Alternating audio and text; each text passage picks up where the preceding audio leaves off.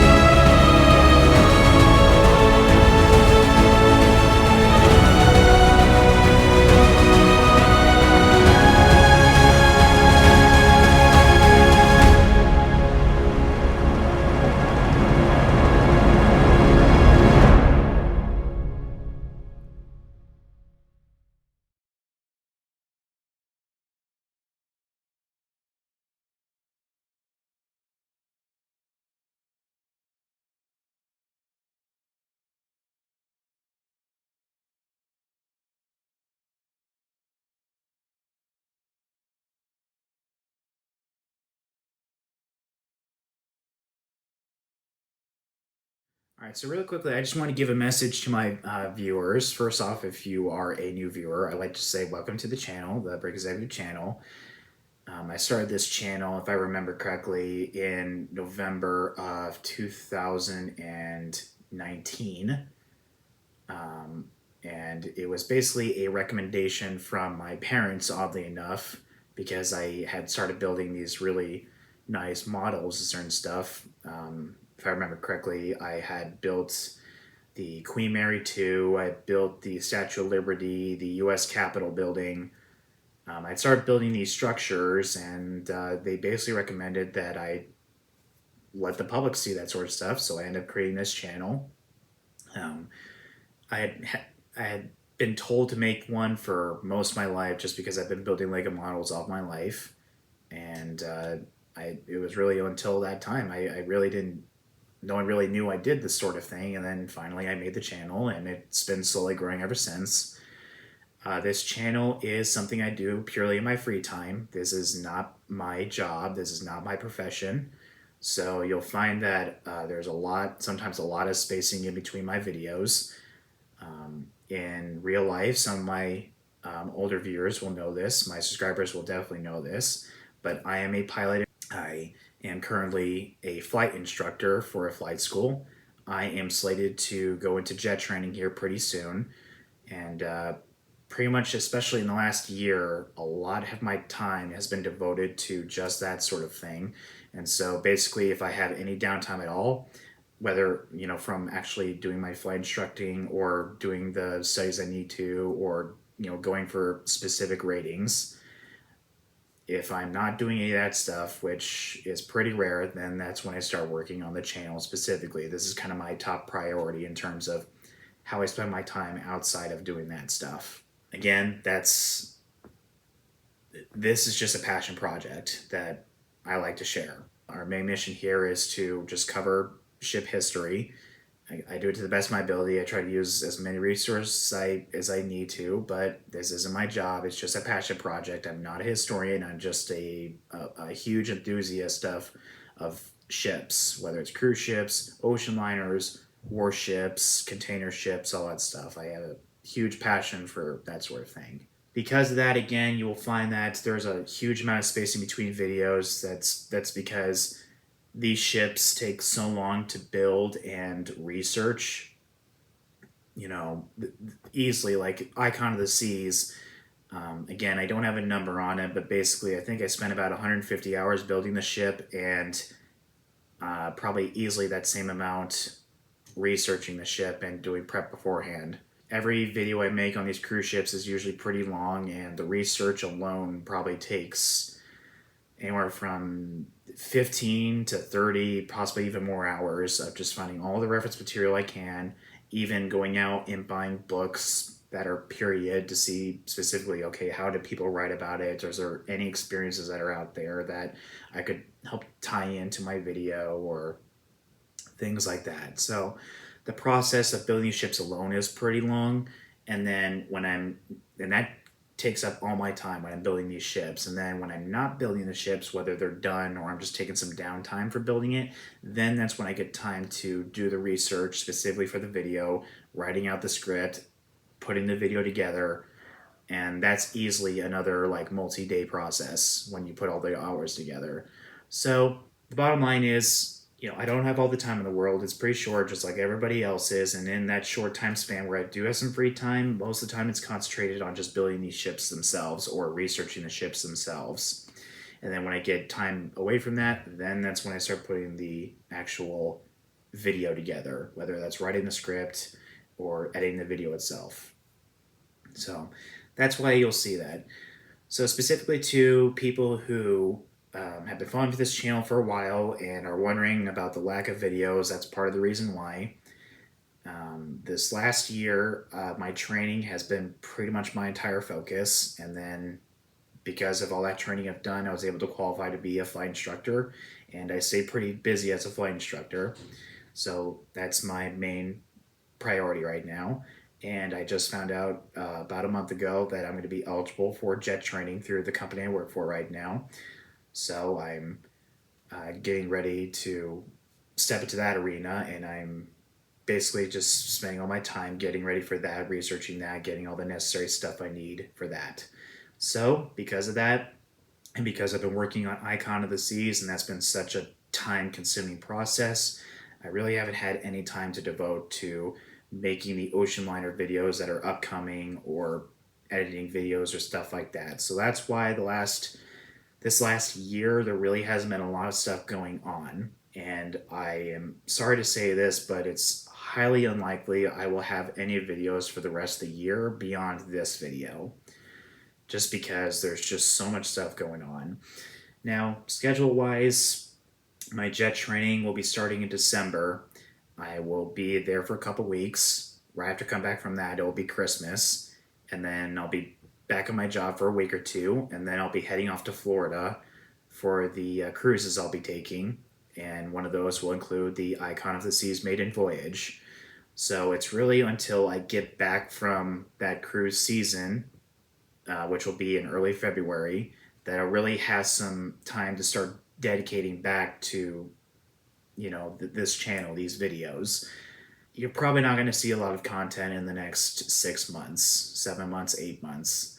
My plan is right now to have the episode 2 of Icon of the Seas, which is the actual proper video itself, just like all my other videos, out by February 2024.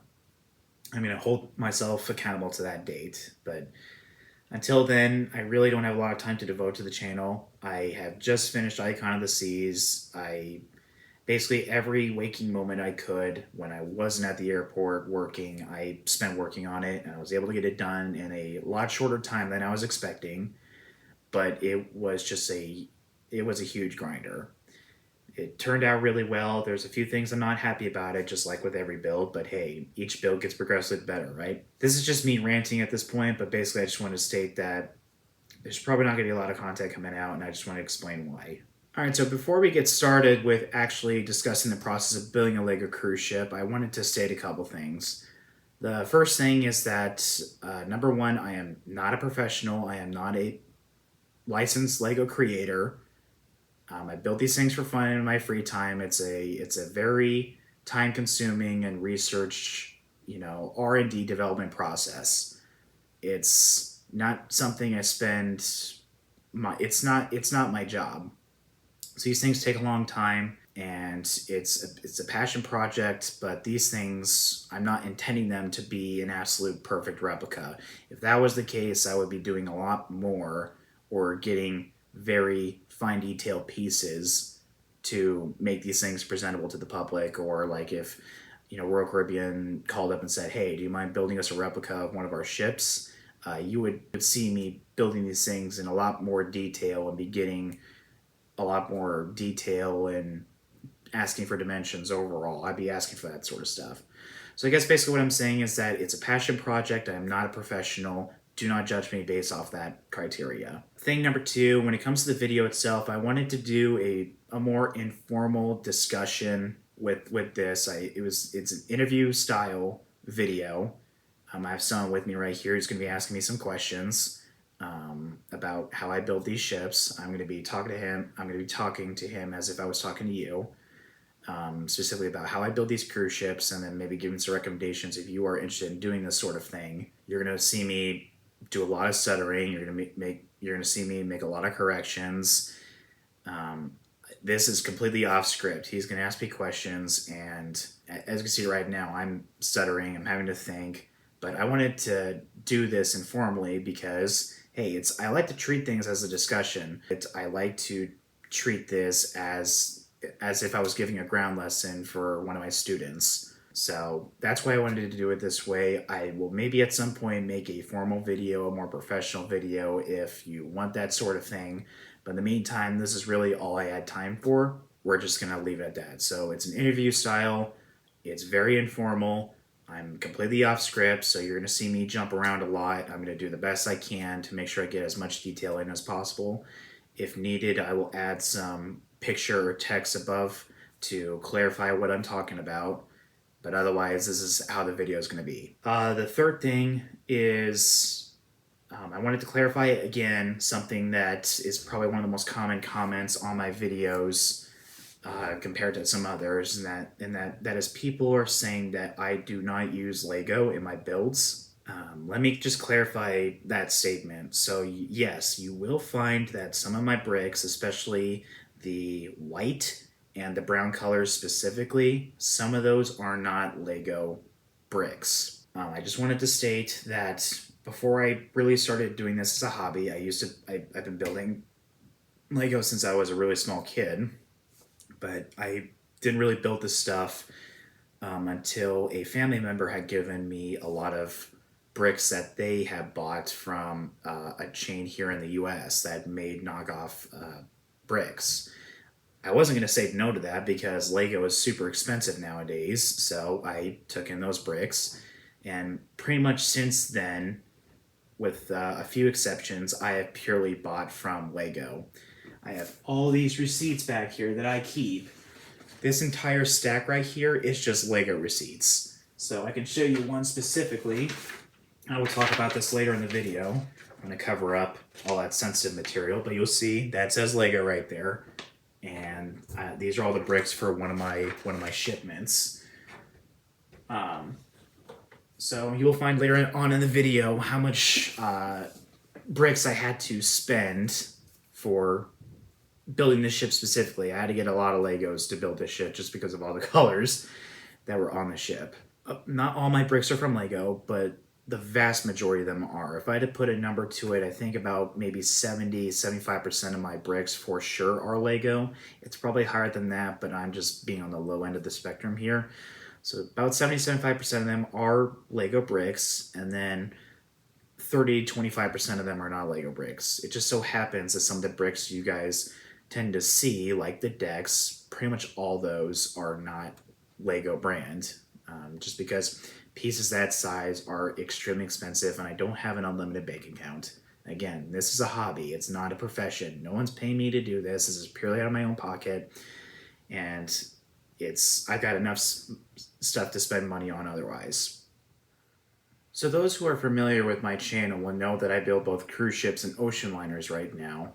And basically, when I was starting out, I basically just built ocean liners because I didn't have the brick capacity to build cruise ships. I love both types of ships very equally. I did start off originally with just building ocean liners again because I didn't have the capacity to do it. But since now I've got the brick capacity to build cruise ships, and since I've been blessed to be exposed to that industry, I now just mainly focus on cruise ships. That doesn't mean I won't be doing ocean liners anymore. It just means that I will be doing a balance between cruise ships and ocean liners. I mean, right now I think I've got about 35 ocean liner videos out there, and only 6 cruise ship videos at the moment. So right now I'm trying to strike a balance between the two. For those on my channel who are wondering, hey, when are you going to start doing ocean liners again? Probably after Icon of the Seas, I will make a few ocean liner videos, but until then, I'm just going to be mainly focusing on cruise ships because the ocean liner community at the moment there's some great YouTube channels out there that do a very good job covering the history, such as Part-Time Explorer or Ocean Liner Designs.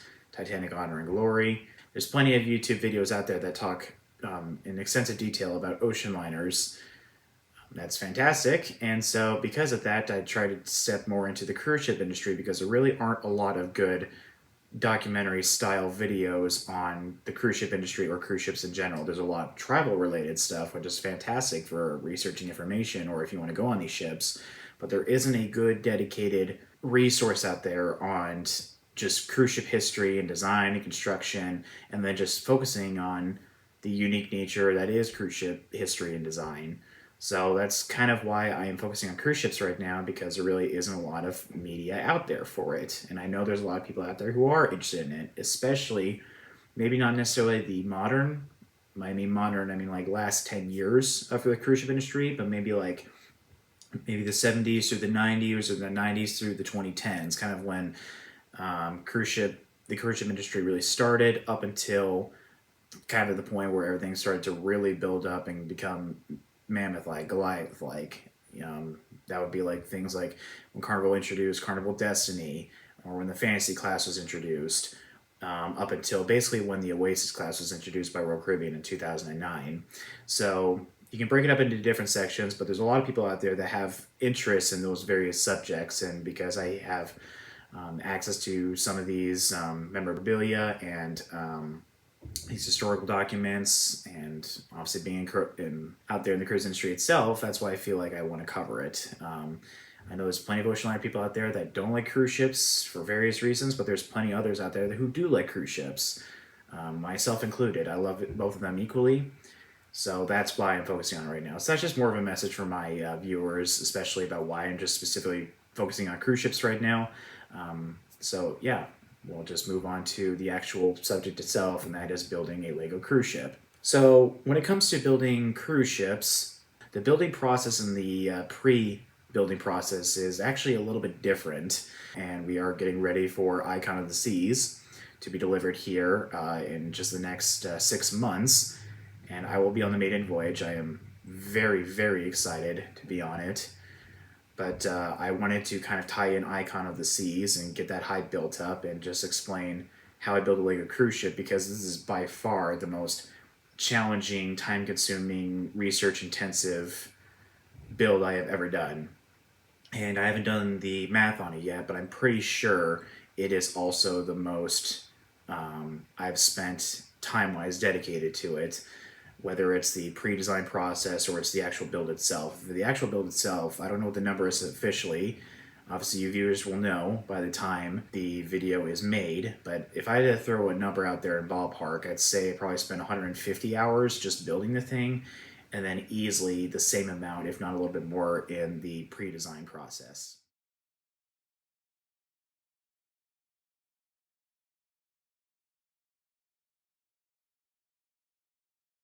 So let's talk about the actual process of building a Lego cruise ship. The first thing, I've split it up into 9 sections that I kind of follow every time I build a cruise ship.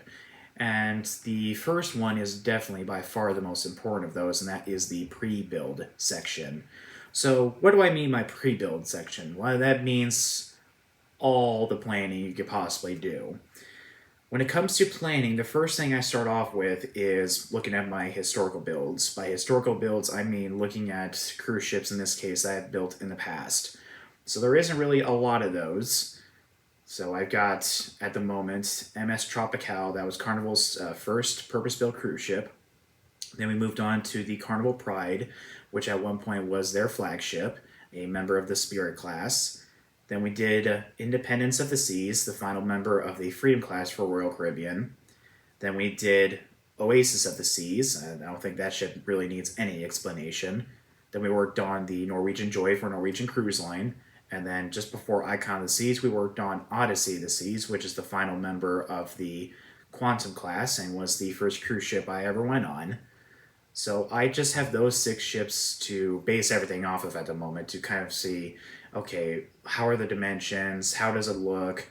Things like that. I'm basically just basing it off of what I did in the past, what did I like, what did I not like. Are there any particular details I was trying to bring out that may correlate to, in this case, icon of the seas, that I could improve in the future?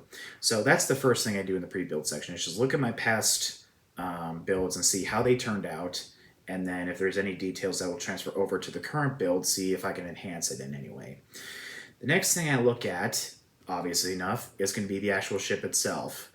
So that includes any photos that are out there, any videos that are out there, and any renderings that are out there. In the case of Icon of the Seas, this is actually a little bit difficult because obviously the ship is not complete right now.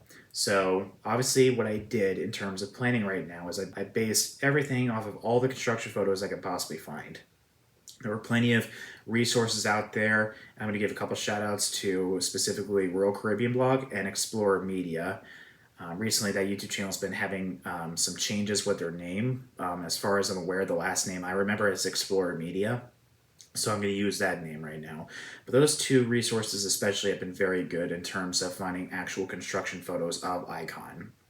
There were more resources, but those were the main two I used to keep track of things. So if the construction photos right now, up until this point, I've really just shown the actual ship in terms of mega detail. By mega detail, it's just like, okay, the exterior of the ship, maybe I can see some minor details, but that's really it. So maybe like spacing of the cabins, or maybe some specific colors or shapes or things like that. But right now, in terms of it, like of a color palette or minor details, none of that stuff really exists right now. So the next thing I had to turn to was construction renderings, or just renderings provided by, in this case, Royal Caribbean.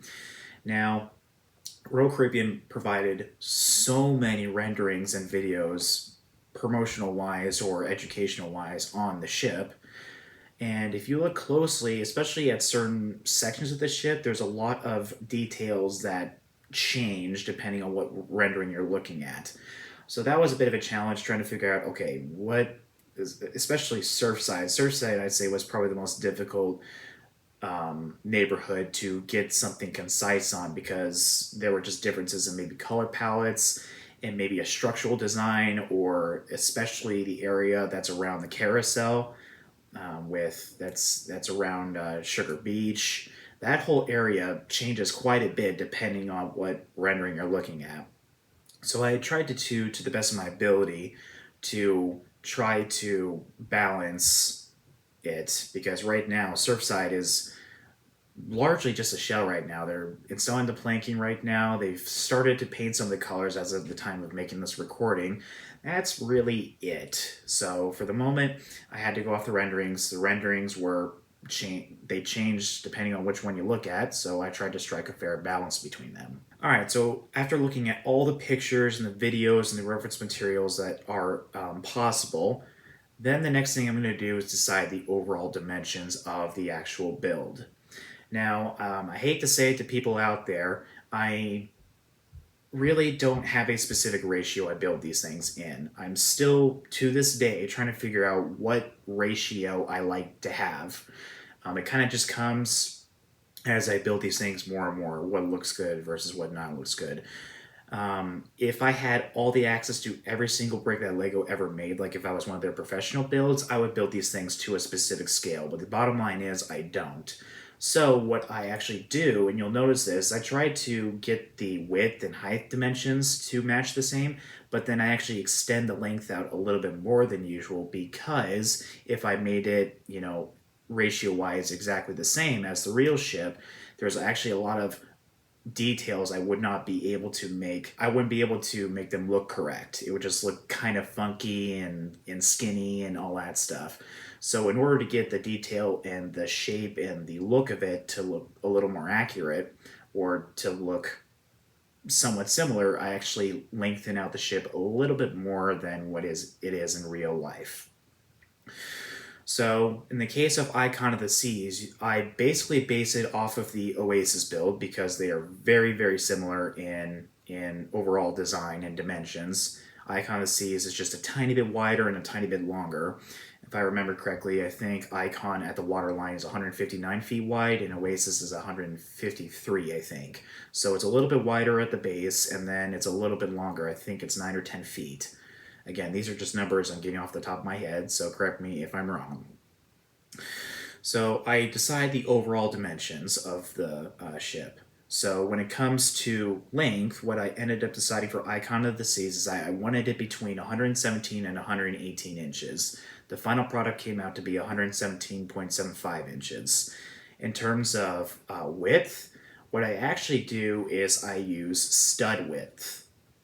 Now, Legos, you can only, get the actual ratio down so much because the way I build these things, I use basic bricks. If the ratio comes out to where half a stud is accurate, well, then I usually will go over by one stud. So in this case, Icon of the Seas, I ended up having it a certain stud width. I believe it was the exact same width as Oasis of the Seas. So I decide the overall dimensions. Next thing I start looking at is what I call ratios. You're going to hear me throw this term out a lot in terms of these builds. And this is basically how I build all my ships without every single dimension I could ever want. Because at the end of the day, especially with these cruise ships, a lot of the dimensions for specific areas, they just don't exist. I don't have the builder's blueprints. I would so love to have access to the builder's blueprints and figure out the dimensions for every single little thing. But especially in the case of Icon of the Seas, that does not exist. So what I do is I take the overall dimensions of the ship and then break it up into sections. In the case of Icon of the Seas, and I will show this on the screen here in just a minute, there is actually a lot of areas you can use, especially vertically, to line up certain sections of the ship. So like the area where the infinity balconies start, if you're going from forward to aft, lines up with where, if you draw a line from the top deck, where the big Icon Loft suites are, and then you can draw a line from the bottom. It happens to line up with the third bulkhead that separates the second and the third lifeboat.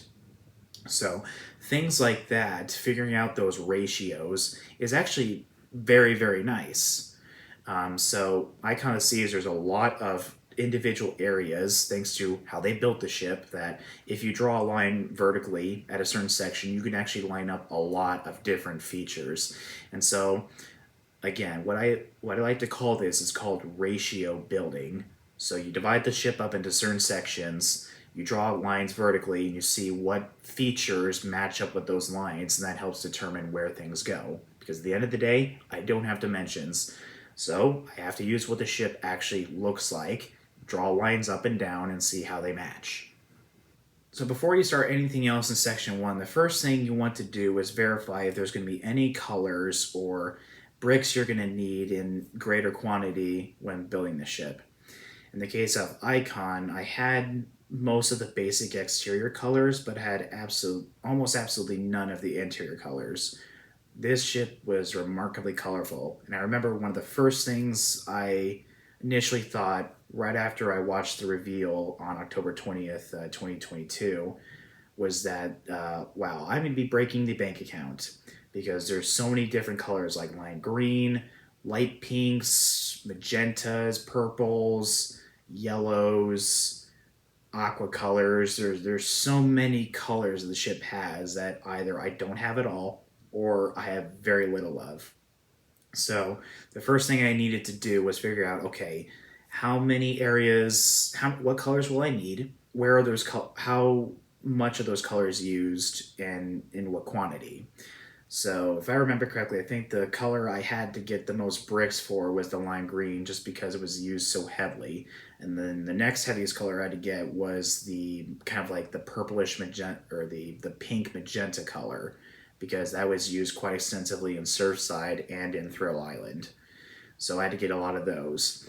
And if I remember correctly, I think I ended up spending about $2,100 on just buying colors for this ship. So again, you figure out the colors you need to build the ship that you don't already have, and then increase in quantity if you need to. If you can see that, okay, I can see that this ship is going to use a lot of the kind of baby blue color. You get a lot of those. All right, so after deciding all that stuff, doing all the possible research I can in terms of what it looks like exteriorly and internally if needed, then I actually do what's called a mock build. And the way I do the mock build, there's two ways I do it. I will do it electronically or I will do it physically.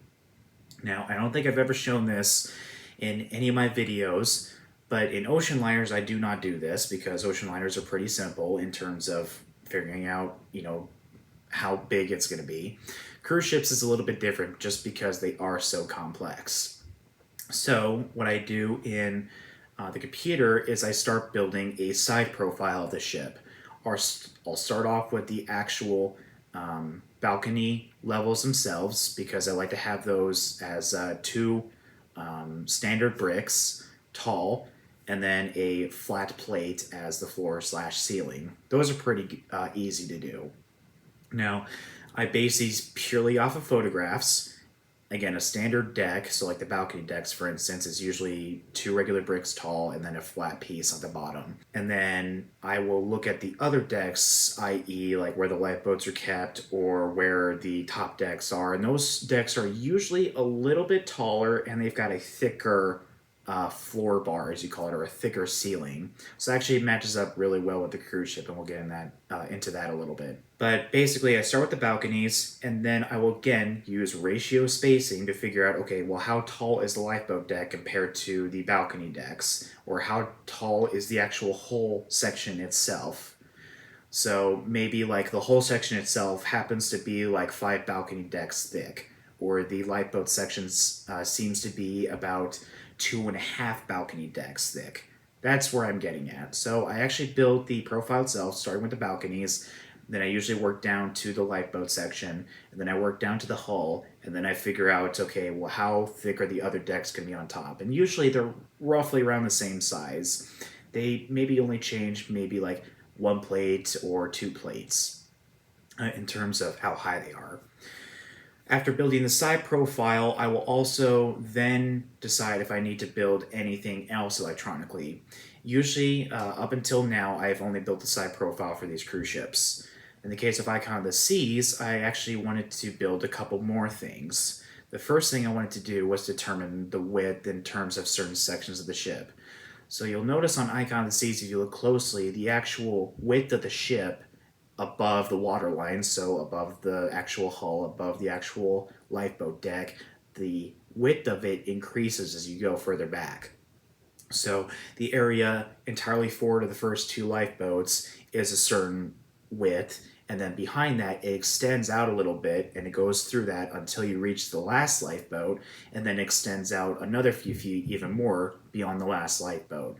So I fiddled around inside the electronic program to figure out, okay, how wide should I make the fronts based on how wide the backside looks like. So I wanted to play with the width. I knew that Icon of the Seas was slightly larger than Oasis of the Seas, so I made sure I made it one stud wider on this ship than I did on Oasis. And I knew, based on looking at all the reference materials I did before, that the back section lined up perfectly with how wide or how broad the lifeboat deck was.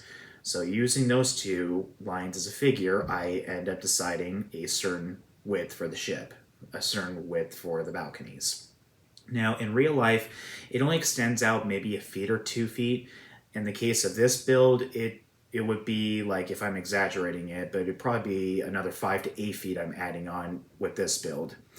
What you find with these builds is that sometimes I have to sacrifice certain actual shapes and dimensions for the sake of getting the look correct. So you'll see, especially on the forward section, as it translates, back in the areas where the balconies are, that looks pretty normal. But then where the infinite balconies come out, it looks like it extends out like 20 feet. But that's just what I had to do for this build because I needed to get the form and the look correct. And then the last thing I wanted to do in making this build electronically was I wanted to build the name electronically. Now, this isn't the first time I've obviously built a name on the ship. The first one was Odyssey of the Seas.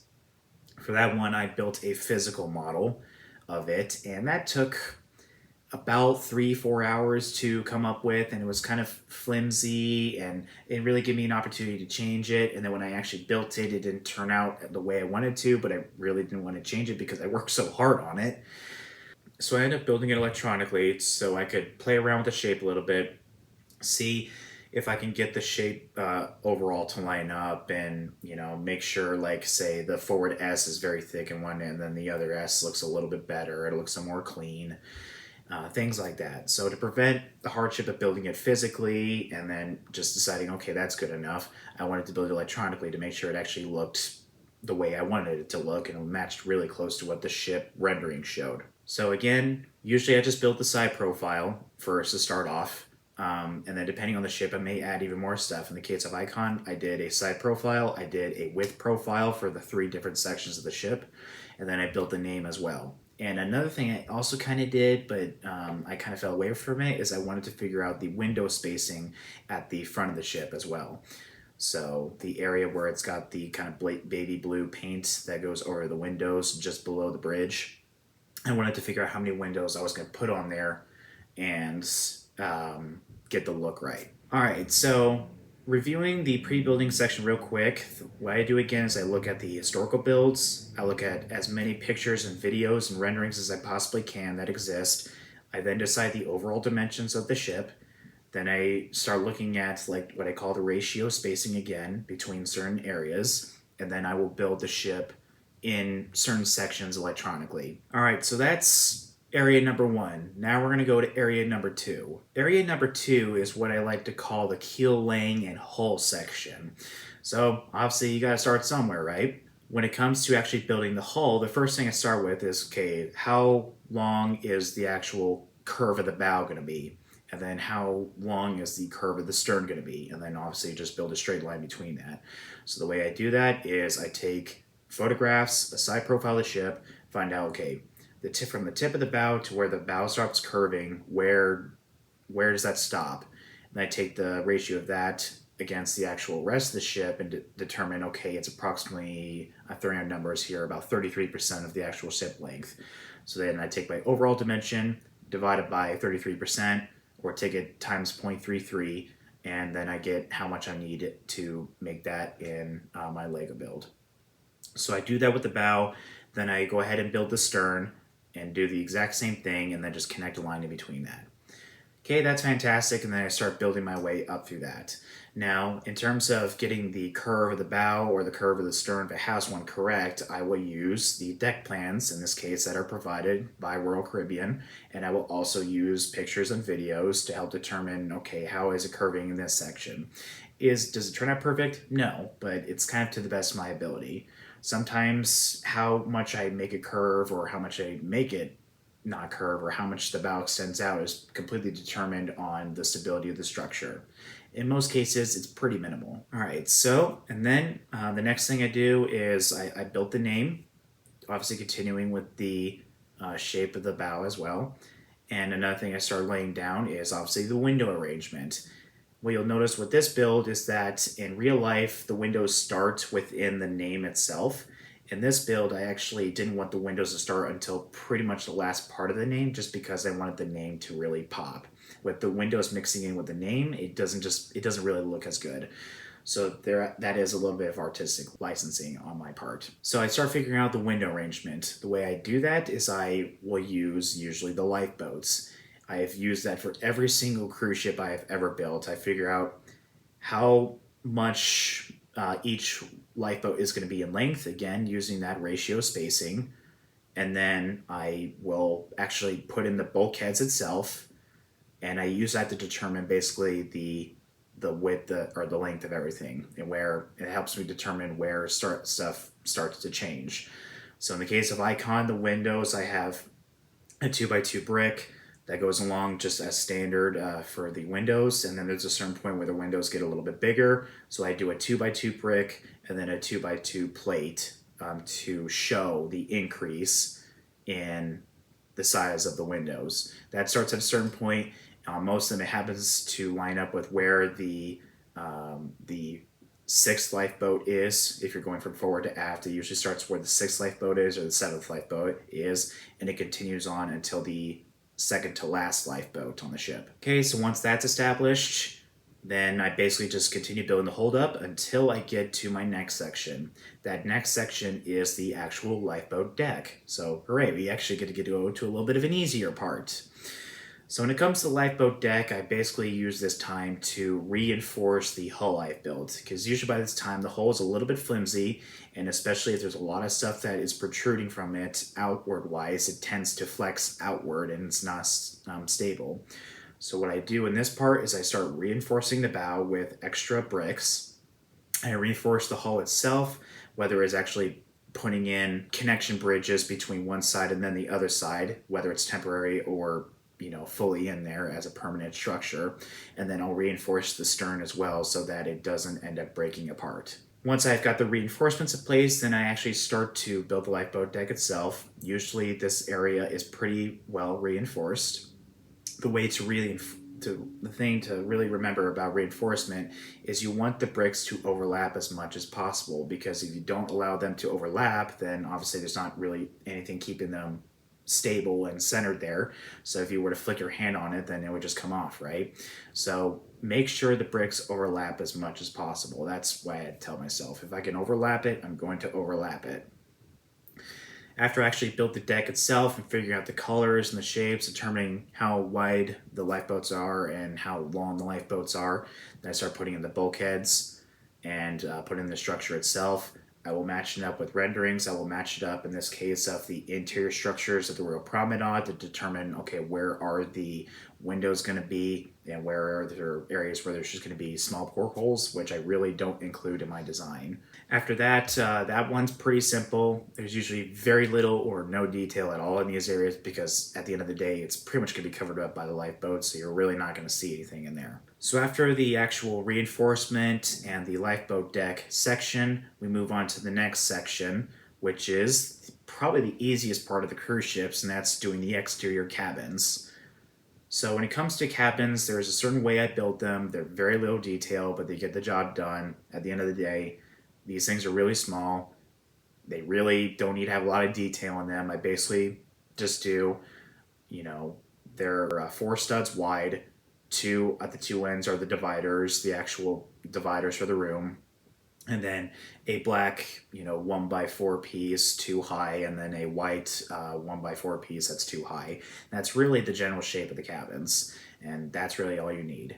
The thing you gotta remember with these is that you need to, again, use ratio spacing to determine, okay, what areas have normal cabins, and then what areas have, like suites, where they tend to get a little bit bigger.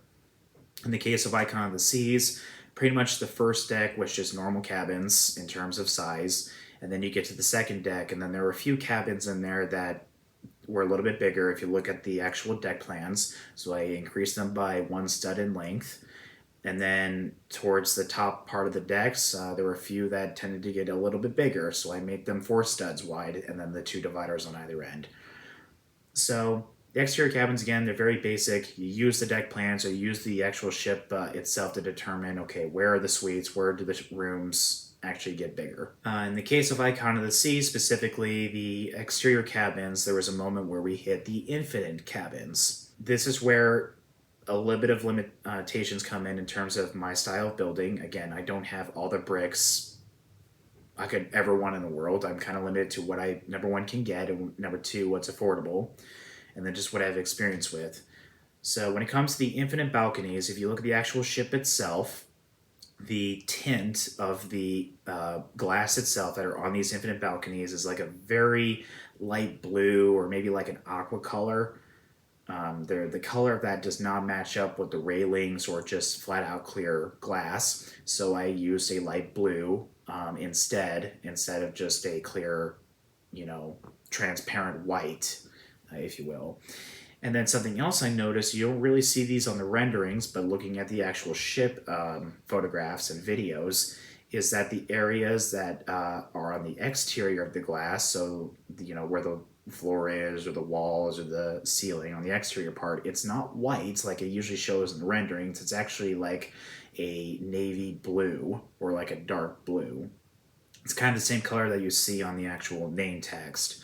So the closest color I could match those with was the kind of like dark navy blue. I don't know, I think it's called earth blue in Lego, so I use that color to match up. In the actual build itself, most of it is that navy blue color, but has very small outlines of white. I obviously can't do that at this scale, so you'll find in my infinite balcony section, it's pretty dark compared to the actual ship itself, but that's just what I had to do to get the overall look correct to match up with the build. So again, exterior cabins, they're the most easy thing to build on the ship, and usually each row takes about 30 to 45 minutes to build. It really isn't that hard. You just, you have the standard cabins, you see where the cabins aren't standard on the deck plans, you match them up accordingly with where they are relative to everything else. In this case, I usually use the lifeboats and just build up from there. Now, then we move on to a little bit more of a difficult section, and on Icon of the Seas, boy, this was a very difficult thing to build, and that is the bow and the stern. So the bow specifically on Icon is just, there's curves going on everywhere. Usually on these ships, there really isn't a lot of curves going on. It's usually a lot of straight lines or perfect angular lines. But with Icon, especially on the bow, curves everywhere. So basically what I need to do is determine, okay, how much does the curve increase over time? And a way I will do that specifically on the top part of the bow, or the curve that the lifeboat deck takes to get up to basically what is the first level of the actual balconies, is I will take a couple Lego pieces, build them up, and hold them against a photograph and see if the incline matches really closely to what the actual incline is on the ship. Obviously, to do that, you need to have a perfect side picture of it, and you just need to match it up as close as you can. It's really hard to get an actual match. Sometimes it happens, sometimes it doesn't, but basically you just need to find the closest incline or decline that happens to match with the ship itself. In the case of Icon, there was one where the curve of the that goes from the lifeboat deck up to the bottom deck of the bow. The way I built it, it was just like one by one flat plate step ups as you went along. That wasn't the most accurate way to portray the incline, but it was the closest one I get. So if I did up two flat plates and then over one flat, up two flat plates and then over one, it actually would have been a very steep incline and would have looked a lot worse if I did it that way than the way I ended up doing it, which was, it was one stud up one flat plate, one stud over up one flat plate, and just continued on. So in my build, it's a little bit shallower than it is in real life, but it was the closest one I could get. So I usually start off with the bow. I will build it up as much as I can so that I don't have to build it up halfway, skip to another section, and then once that section's done, I can then build up the rest of the bow. I try to build it up as much as I can so I can just focus on that and get everything the way I wanted to right off the bat. So I start with reinforcing the bow heavily because this area is usually the weakest part of the actual build. So I do that with a number of bricks, again, making sure all the bricks overlay. And then I will lay down the plates that will support the actual floor, as I call it, or in this case, the deck. I will try to match the colors as close as I can to the colors that are in this case shown on the rendering, which in this area it shows kind of like a mild brown, like a neutral brown. And then there's an area where it says winch only, and there's a little yellow circle in there, and that's just for if anyone needs to be evacuated from the ship medically, that's where they would go off of. So I portrayed the little yellow circle, and I covered the rest of the deck with the brown plates. Then it came time to step up a deck, and so I matched it with the photographs as close as I could. I put in the windows, I put in that second deck, again adding more reinforcement, putting the plates in. Then it came time to actually build the curve itself of like as it goes from the front of the bow to where the forward superstructure starts. There's a gentle curve that goes up. So I built a little mock structure, compared it to the actual ship to see if the incline matched. I knew it had to be at a certain height from the start, and I knew it had to be at a certain height at the end. And I, because I did the ratio building, it just happened to match up perfectly in terms of how much it progressed, and the curve itself actually matched up quite well. So I was pretty happy about that. So on the curve itself, at the front of the bow, it starts off 3 studs high, or 3 flat plates high, and then every 3 studs, it increases another flat plate in height. So by the time it gets to the end, it happens to match with the bottom of the third level of balconies, which in real life is where the curve stops on the actual ship. And then I moved on to the stern. The stern was very complicated because there was multiple colors that were going on. I needed to get the curves correct. And then I also needed to figure out how wide the little area is at the back where the arch starts. I think that goes over Surfside.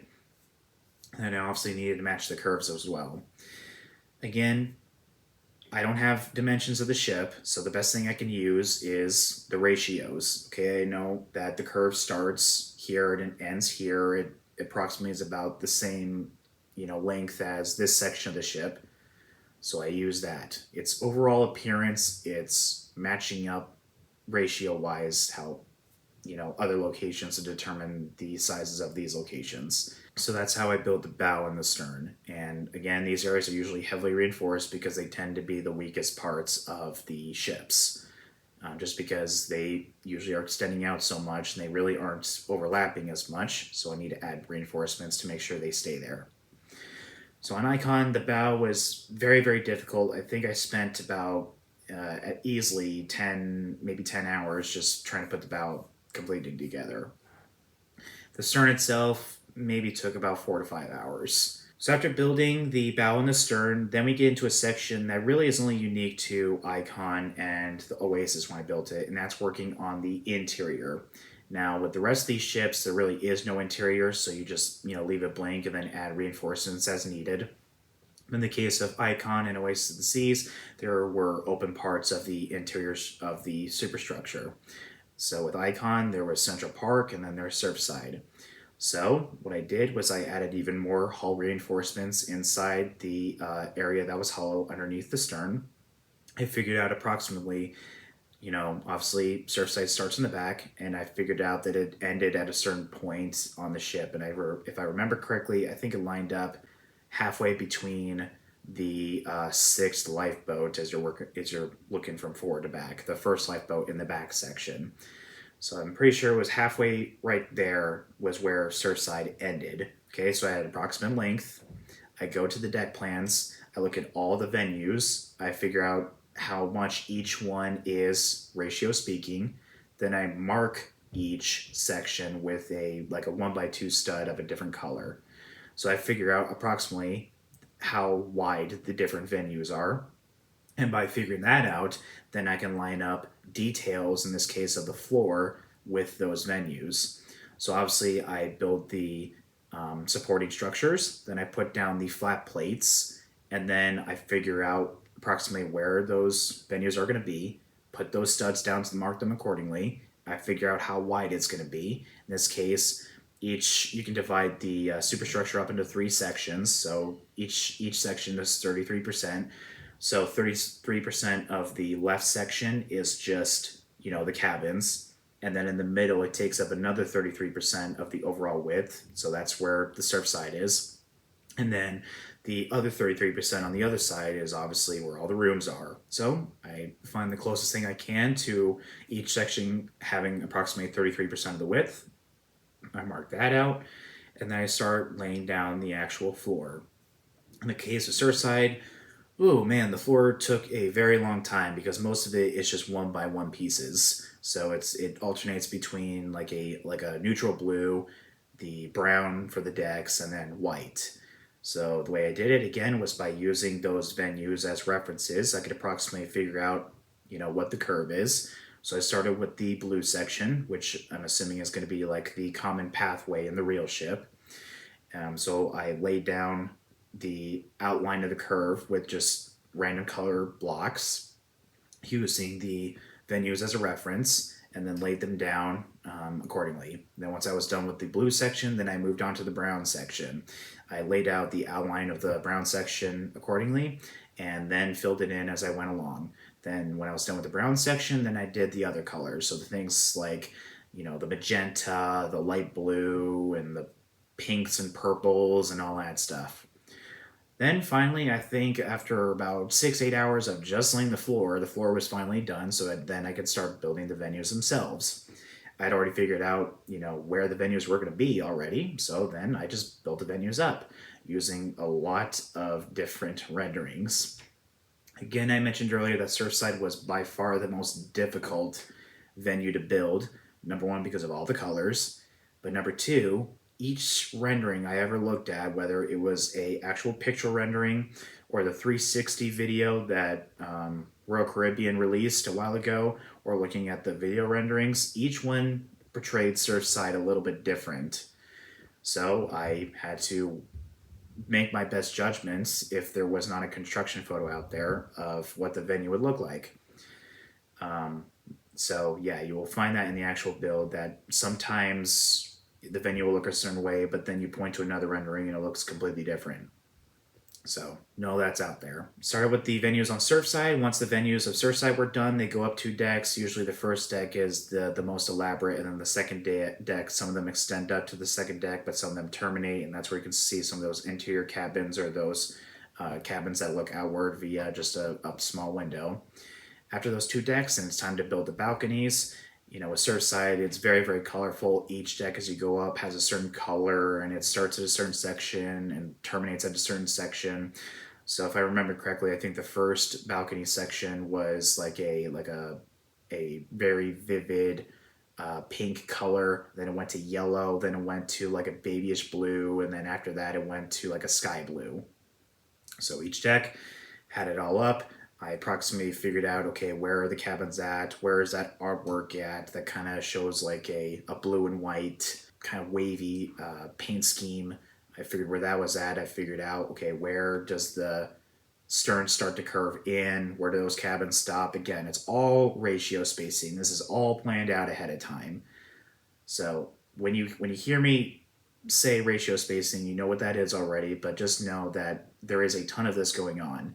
And it specifically started in Surfside with figuring out where it starts, where it stops. Then you go to the venues, figure out how wide the venues are going to be, and you use the venues to determine, okay, where are the the Surfside family suites, or where do the cabins stop, or where is that paint structure going to be. Then after finishing Surfside, I built all that up. Then I moved on to Central Park. I reinforced the whole section in that area. I used the exact same process again. Once the reinforcements were done, I laid down the floor.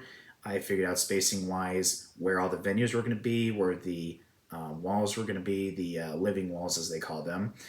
And then I built up from there. First 2 decks again were dedicated completely to venues and or the interior or outward looking cabins.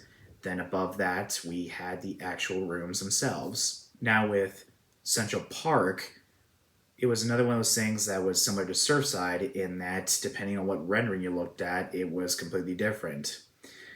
The thing I decided to do with Central Park is that the areas around the infinite Central Park balconies, in some renderings, most renderings, it seems to have a brownish like divider, and whereas in most other cases it's white. But if you looked at another rendering, it may be white, it may be gray, it may be like green. So I decided to go with the brown in the Central Park balconies, and I decided not to put in those multicolored shingles as well because there really wasn't a way for me to insert those at this scale without using a lot more bricks than I needed to. So I decided to forego those. Then built the final deck, and then I made sure that when I got to the top, and even when I started, that everything would match at the top. So the top deck of the exterior balconies matched with the top deck of the interior balconies in both Central Park and Surfside. So that was a very long section, but again, this is how I did the interior for both Icon and Oasis back in that time. So then we get to the area where things really start to get complicated.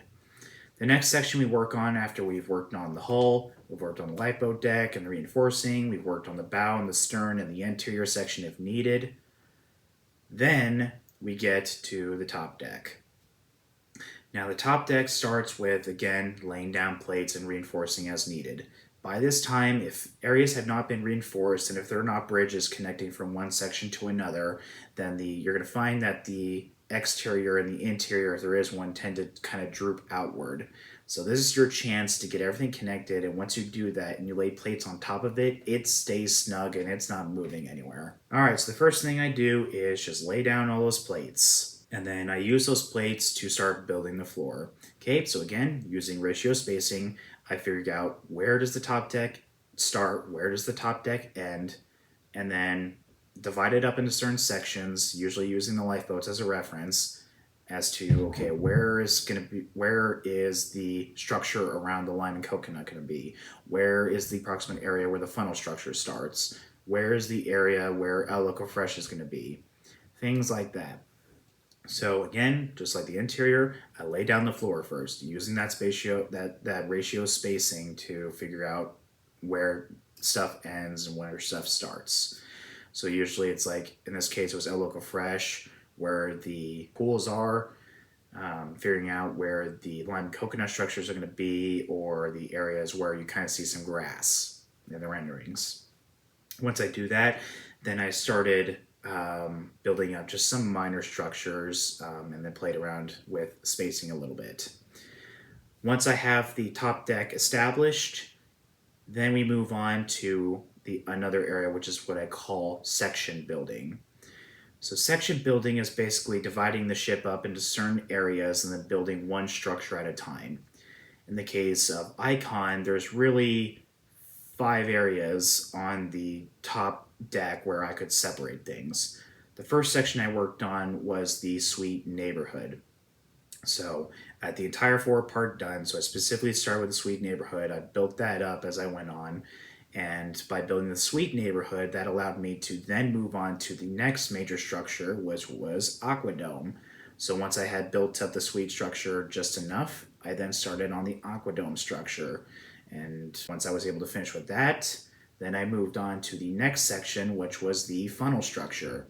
So I started laying the groundwork for that, built the areas around it, and then built the funnels themselves, and then added the 2 company logos, which on one side has Crown's Edge. Once I was done with that structure, then I built the central area of the pool deck, Chill Island.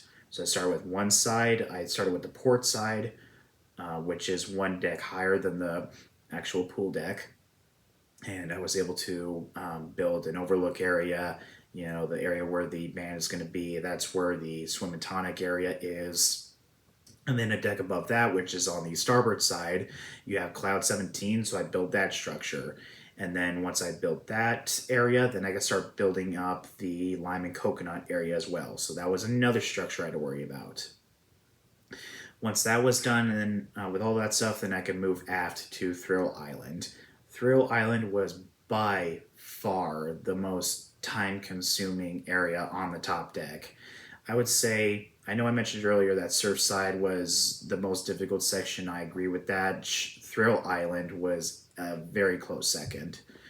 So Thrill Island, I started off with, again, laying the actual floor as well because it happened to be a deck higher. Once I was done with that, I built the major structures. So in this case, it was the basketball courts, the base camp section underneath that. Then I moved on to the other side and built a few structures that were going to be around the actual water park, Category 6 water park. And then built the tower structure that is on the rear side that has 3 of the slides coming out of it. I also built the highway right behind that first because it was the lowest one. And then I moved on to the actual Category 6 water slide. And that was kind of the last thing I did on Thrill Island. When it comes to all these sections, I should have stated this earlier, but when it comes to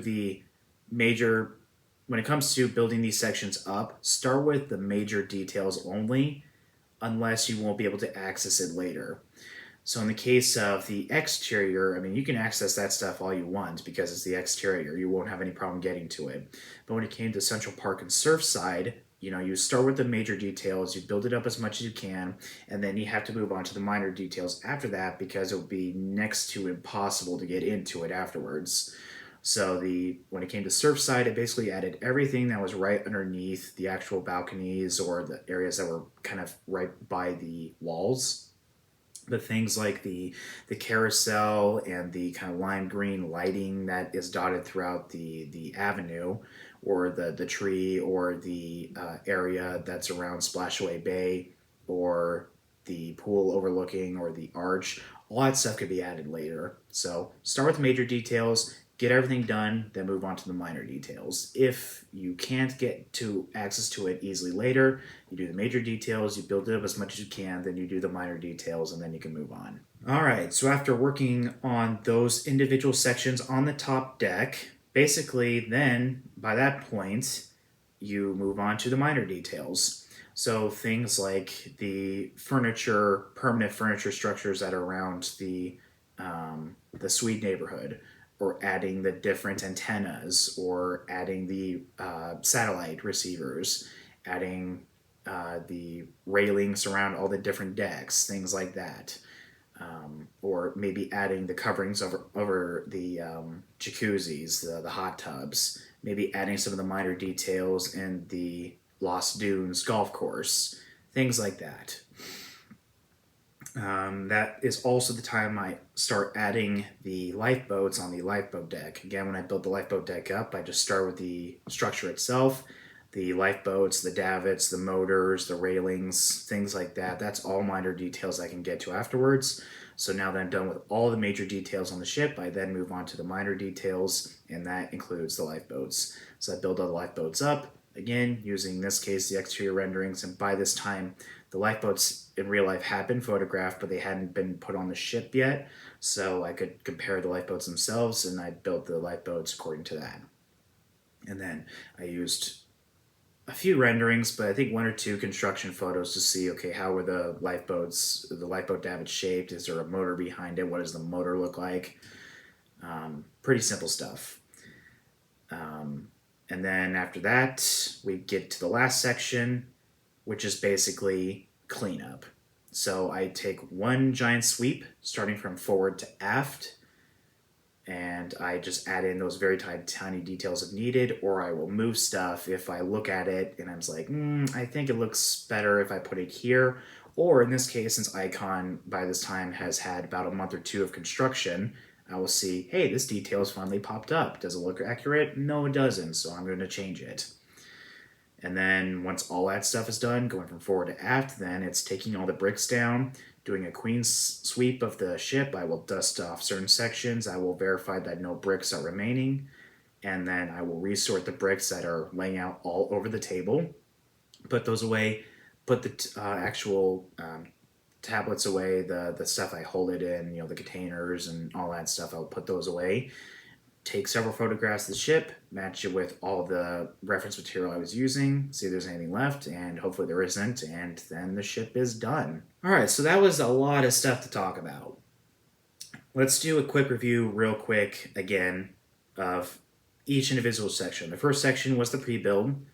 So again, that's ordering all the Legos you need. In this case, I had to order quite a bit. That includes building things, electronically if needed, finding all the reference material I need, maybe build it in my head a little bit. Then we move on to section 2, which is working on the hull. So that includes things like figuring out the shape of the bow and the stern, the approximate size of the nameplate, the size of the lifeboat deck, how the lifeboats will divide it up. Then we move on to reinforcing the hull and working on the lifeboat deck. So there's a lot of reinforcement that goes on because by this time it's starting to get weak, it's bending in certain areas. So you reinforce that, you work on the major details of the lifeboat deck. After that, you move on to the exterior cabins, you build those up. You have the standard way of building those cabins. You use the deck plans to see where they get bigger. Okay, then after that, we move on to the bow and the stern. You build those up, you heavily reinforce them, you build them all at the same time, so that you don't have to go back to it later.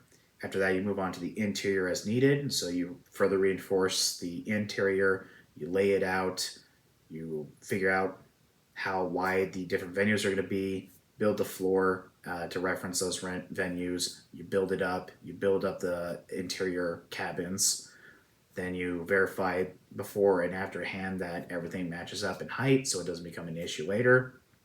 Then you work on the next section, which is the top deck, or the exposed top decks. You lay that down, and then you divide up the top deck into sections. You work on each section individually. The first sections you work on are the ones that will allow you to work on further ones.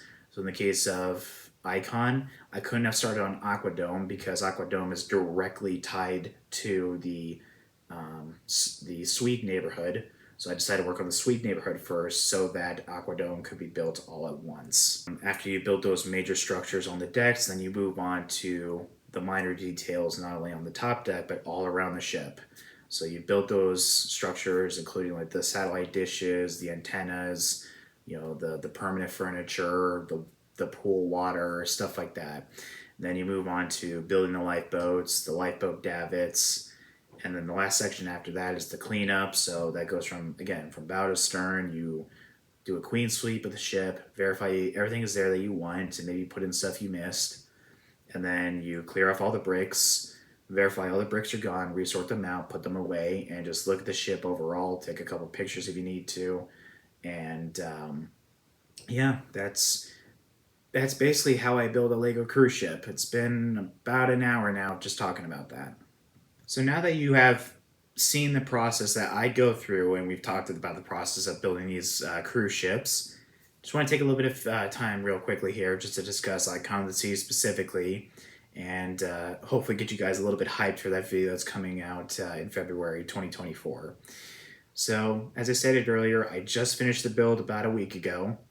It has turned out really well. Again, there's a few things I'm not happy with on it.